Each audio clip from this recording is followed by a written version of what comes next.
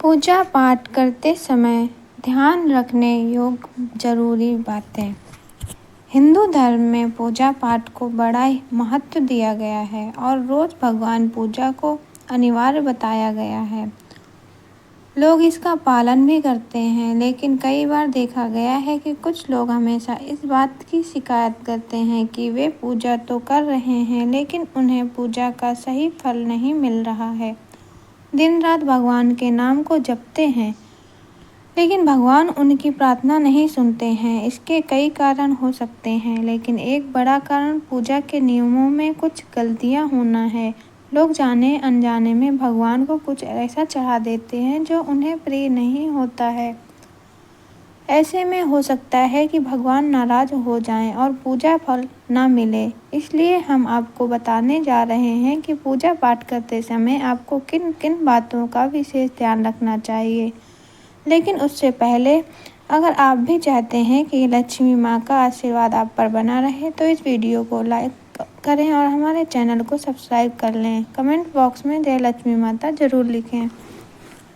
Number 1, किसी भी भगवान के पूजन में उनका आवाहन करना या आमंत्रित करना, ध्यान करना, आसन देना, स्नान करवाना, धूप दीप जलाना, अक्षत या चावल, कुमकुम, चंदन, पुष्प या फूल, प्रसाद आदि अनिवार्य रूप से होना चाहिए।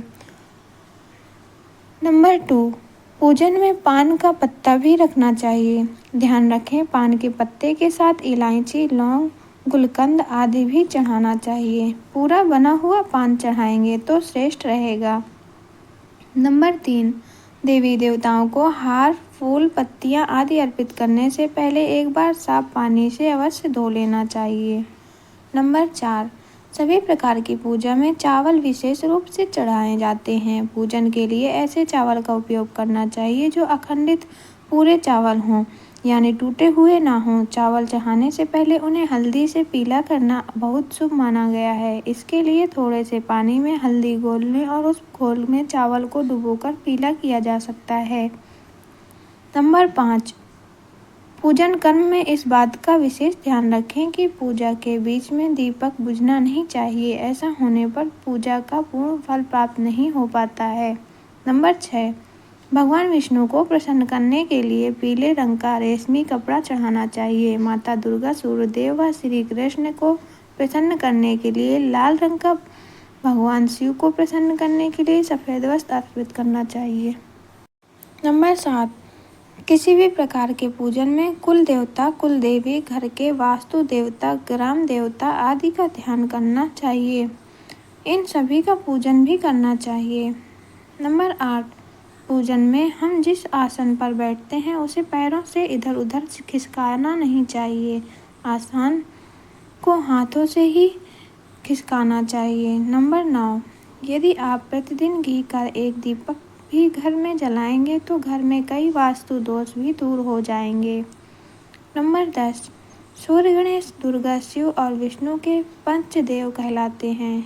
इनकी पूजा सभी कार्यों में अनिवार्य रूप से की जानी चाहिए। प्रतिदिन पूजन करते समय इन पंचदेव का ध्यान करना चाहिए। इससे लक्ष्मी कृपा और समृद्धि प्राप्त होती है। नंबर 11, तुलसी के पत्तों को 11 दिनों तक बासी नहीं माना जाता। इसकी पत्तियां हर रोज जल छिड़ककर पुनः भगवान को अर्पित किया जा सकता है। तुलसी के पत्तों को बिना स्नान किए नहीं तोड़ना चाहिए। शास्त्रों के अनुसार यदि कोई व्यक्ति बिना नहाए ही तुलसी के पत्ते को तोड़ता है तो पूजन में ऐसे पत्ते भगवान द्वारा स्वीकार नहीं किए जाते हैं। नंबर 12, दीपक हमेशा भगवान की प्रतिमा के ठीक सामने ही लगाना चाहिए। कभी कभी भगवान की प्रतिमा के सामने दीपक ना लगाकर इधर उधर लगा दिया जाता है, जबकि यह सही नहीं है। नंबर 13, घी के दीपक के लिए सफ़ेद रुई की बत्ती का ही उपयोग किया जाना चाहिए, जबकि तेल के दीपक के लिए लाल धागे की बत्ती श्रेष्ठ बताई गई है। नंबर 14, पूजन में कभी भी खंडित दीपक नहीं जलाना चाहिए। धार्मिक कार्यों में खंडित सामग्री शुभ नहीं मानी जाती है। नंबर 15, शिवजी को बिल्व पत्र अवश्य चढ़ाएं और किसी भी पूजा में मनोकामना की सफलता के लिए अपनी इच्छा के अनुसार भगवान को दक्षिणा अवश्य चढ़ानी चाहिए, दान करना चाहिए। दक्षिणा अर्पित करते समय अपने दोनों दोषों को छोड़ने का संकल्प लेना चाहिए। दोषों को जल्दी से जल्दी छोड़ने पर मनोकामनाएं अवश्य पूरी होंगी।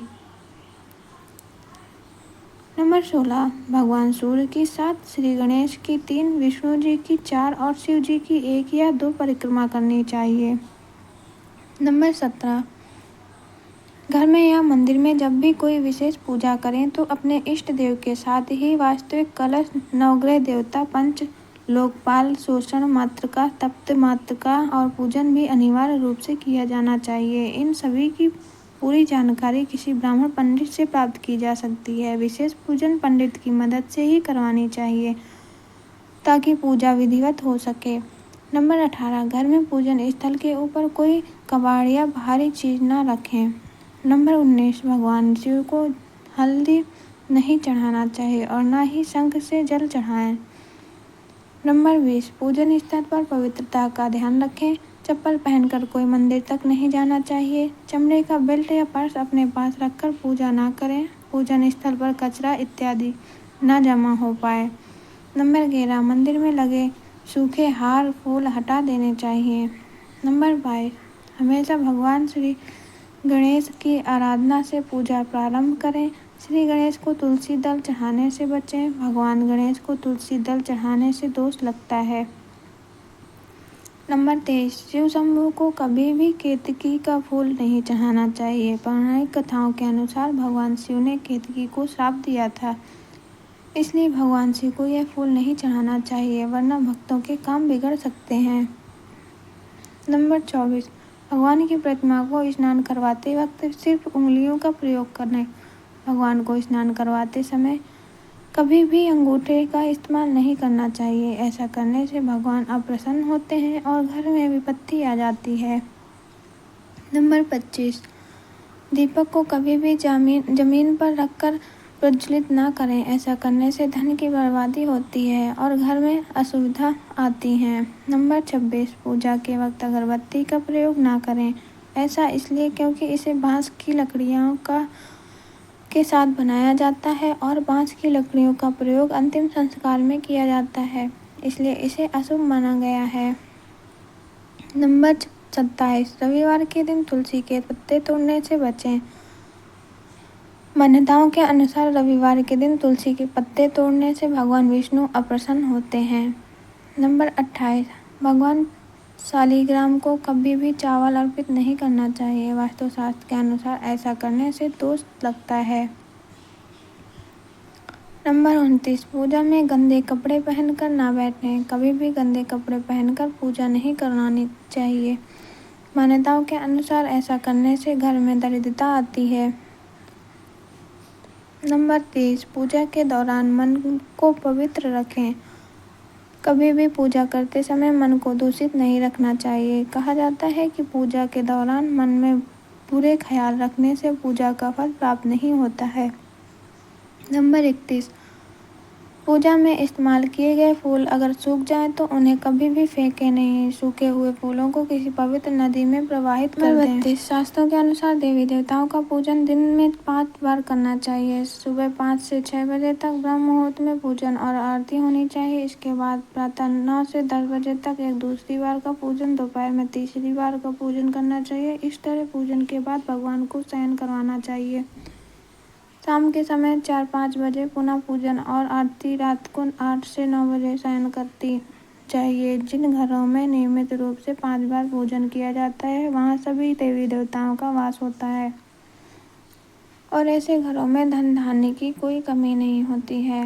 नंबर 33, प्लास्टिक की बोतल में या किसी अपवित्र धातु के बर्तन में गंगा जल नहीं रखना चाहिए।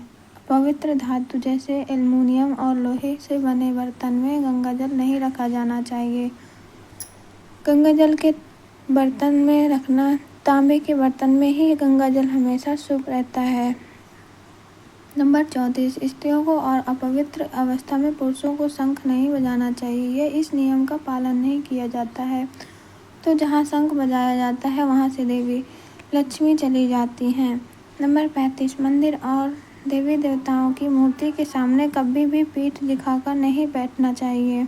नंबर 36, किसी भी पूजा में मनोकामना की सफलता के लिए दक्षिण दक्षिणा अवश्य चढ़ानी चाहिए। दक्षिणा अर्पित करते समय अपने दोषों को छोड़ने का संकल्प लेना चाहिए। दोषों को जल्दी से जल्दी छोड़ने पर मनोकामनाएं अवश्य पूर्ण होंगी।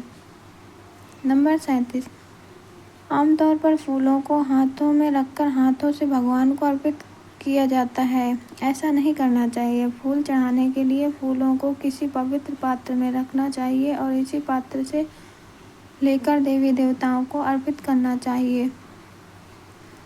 नंबर 38, हमेशा इस बात का ध्यान रखें कि कभी भी दीपक से दीपक नहीं जलाना चाहिए। शास्त्रों के अनुसार जो व्यक्ति दीपक से दीपक जलाते हैं वे रोगी होते हैं। नंबर 39, भगवान की आरती करते समय ध्यान रखें ये बातें। भगवान के चरणों की 4 बार आरती करें, नाभि की 2 बार और मुख की 1 या 3 बार आरती करें। इस प्रकार भगवान के समस्त अंगों की कम से कम 7 बार आरती करनी चाहिए। नंबर 40, अपने मंदिर में सिर्फ प्रतिष्ठित मूर्ति ही रखें। उपहार, कांच, लकड़ी एवं कायवर की मूर्तियां न रखें एवं खंडित, जली कटी फोटो और टूटा कांच तुरंत हटा दें। शास्त्रों के अनुसार खंडित मूर्तियों की पूजा वर्जित की गई है। जो भी मूर्ति खंडित हो जाती है उसे पूजा के स्थल से हटा देना चाहिए और किसी पवित्र बहती नदी में प्रवाहित कर लेना चाहिए। खंडित मूर्तियों की पूजा अशुभ मानी गई है। इस संबंध में यह बात ध्यान रखने योग्य है कि सिर्फ शिवलिंग कभी भी किसी भी अवस्था में खंडित नहीं माना जाता है। नंबर 41, मंदिर के ऊपर भगवान के वस्त्र, पुस्तकें एवं आभूषण आदि भी न रखें। मंदिर में पर्दा अति आवश्यक है। अपने पूज्य माता पिता तथा पितरों का फोटो मंदिर में कदापि न रखें। उन्हें घर के नेतृत्व कोण में स्थापित करें। नंबर 42, कभी भी भगवान को या फिर अपने से बड़े को एक हाथ से प्रणाम नहीं करना चाहिए। उसके साथ ही यह भी ध्यान रखें कि सोए हुए व्यक्ति का चरण स्पर्श नहीं करना चाहिए। पूजा के बाद बड़ों का आशीर्वाद लेते समय ध्यान रखें कि किसी के दाएं पैर को बाएं हाथ से नहीं, बाएं पैर को बाएं हाथ से छूकर प्रणाम करें।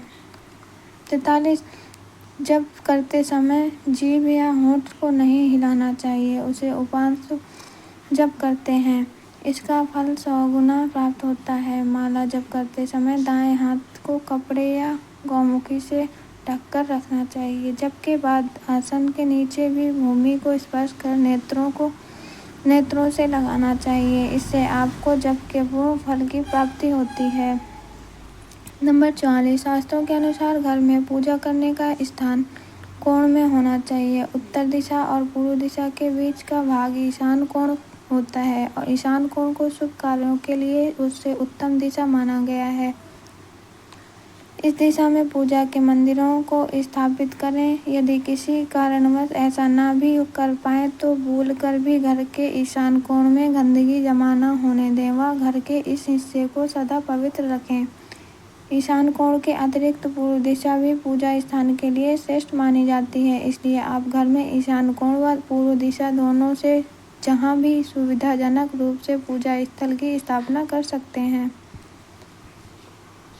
नंबर 45, पूजा स्थल में गणेश जी की स्थापना अवश्य करें। इसके लिए एक सुपारी पर लाल धागे मौली को लपेट लें और कुमकुम से तिलक कर एक कटोरी में थोड़े चावल रखकर स्थापित करें।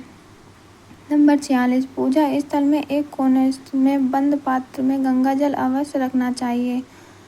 एक तांबे के छोटे से लोटे में जल को पूजा स्थल में अवश्य रखना चाहिए। एक तांबे के छोटे से लोटे में जल को पूजा स्थल में अवश्य रखने। प्रतिदिन इस पात्र का जल बदलना चाहिए व पुराने जल को पीपल के पेड़ या तुलसी के पौधे में डाल सकते हैं। नंबर 47, पूजा के स्थान में एक देव की सिर्फ एक ही प्रतिमा रखें। यदि आपके पास एक से अधिक प्रतिमा स्थित है वो तो उन्हें घर में कहीं और भी दीवार आदि पर लगा सकते हैं, किंतु पूजा स्थल में एक देव की एक ही प्रतिमा रखी जाती है। नंबर 48, घर में पूजा के स्थान पर कभी भी बड़ी मूर्तियां नहीं रखनी चाहिए। बड़ी मूर्तियों में प्राण प्रतिष्ठा होना अनिवार्य हो जाता है, इसलिए बड़ी मूर्तियों को मंदिर के लिए ही उचित है। पूजा स्थल में छोटी मूर्ति रख सकते हैं। नंबर 49, पूजा करने के स्थान पर भूलकर भी अपने पितृ देव, स्वर्गीय माता पिता या गुरु की फोटो न लगाएं। इनका स्थान अलग रखें। नंबर 50, पूजा स्थल में कूड़ा कचरा एकत्रित ना होने दें। प्रतिदिन पूजा घर की सफाई करें। नंबर 51, अगर अपने पूजा घर में कोई मूर्ति की स्थापना की हुई है तो ध्यान दें मूर्ति का कोई भी हिस्सा खंडित नहीं होना चाहिए। मूर्ति खंडित होने पर तुरंत उसे वहां से हटा दें। खंडित मूर्ति को बहते जल में विसर्जित कर सकते हैं। नंबर 52, पूजा के समय यदि संभव हो तो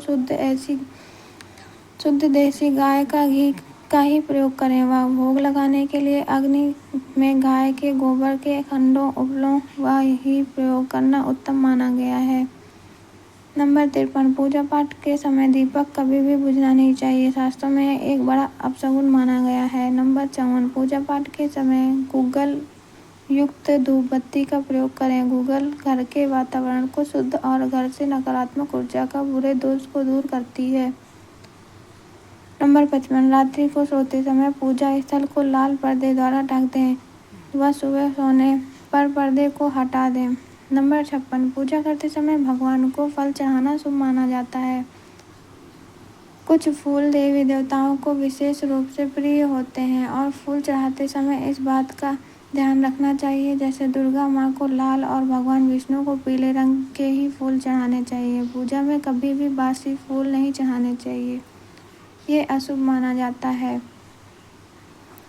नंबर 57, पूजा में इस्तेमाल कलश या जल के लोटे को हमेशा ईशान कोण में रखना चाहिए। दीपक और कलश को एक दूसरे के बिल्कुल पास कभी न रखें वरना इसके दुष्ट प्रभाव झेलने पड़ते हैं। नंबर 58, पूजा हमेशा आसन पर बैठकर ही करना चाहिए। आसन पर बैठकर पूजा न करने से इसका फल नहीं मिलता है। आसन के रंग का चुनाव आपको अपनी राशि के हिसाब से ही करना चाहिए। नंबर 59, भगवान के भजन कीर्तन या आरती के दौरान हर तरीके से वहां उपस्थित रहें। इस दौरान किसी से बातचीत करने से पूजा का फल नहीं मिलता है। पूजा की सामग्री को लेकर कभी भी दिखावा न करें। नंबर 60, आप पूजा किनकी करने जा रहे हैं उस हिसाब में आसन का चुनाव करें। पूजा शुरू करने से पहले देखें कि आसन किस चीज़ का है, किस रंग का है, क्योंकि अलग अलग रंग के आसन का अपना अलग अलग महत्व है। कोशिश करें कि कंबल या ऊन से बने आसन का भी प्रयोग करें। धन की देवी माता लक्ष्मी, माँ दुर्गा और हनुमान जी की पूजा करने जा रहे हैं तो लाल रंग के आसन का प्रयोग करें। अगर मंत्र सिद्ध की पूजा करनी है तो कुशा से बने आसन को श्रेष्ठ माना गया है। यह तमाम जानकारी जनरुचि को ध्यान में रखकर दी जा रही है। ज्योतिष और धर्म के उपाय और सलाहों को अपनी आस्था और विश्वास पर आजमाएं। वीडियो का उद्देश्य मात्र आपको बेहतर सलाह देना है। इस संदर्भ में हम किसी भी प्रकार का कोई दावा नहीं करते हैं। दोस्तों, वीडियो अच्छी लगी हो तो लाइक और सब्सक्राइब जरूर करें। धन्यवाद। राधे राधे।